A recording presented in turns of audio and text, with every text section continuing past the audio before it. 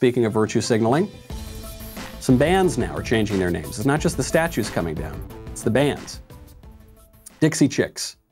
Remember Dixie Chicks? They were somewhat relevant 20 years ago. I think that was the last time, too, that they were somewhat relevant. Well, they're back, kind of. They're not back with any music in particular that anyone's talking about. They're back changing their names. The Dixie Chicks have taken out Dixie, because we've got to cancel the South, so the Dixie Chicks are just the Chicks, which to me is still pretty offensive. The Chicks?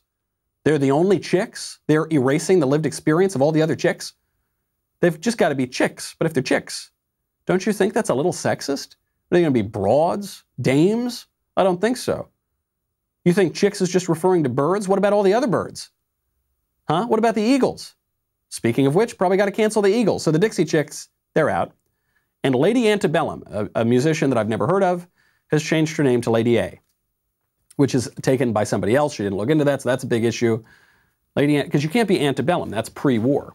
Maybe she could be Lady Reconstruction, which is what happened after the Civil War.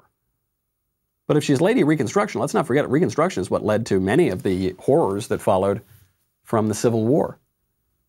Jim Crow, segregation, lynchings, all that kind of. She can't be that. Can she be a lady? Well, what's a lady? Who the heck are you to define to me what a lady is? A man can be a lady, thank you very much. There's no end to that. When you start tearing down the statues, you are left with nothing.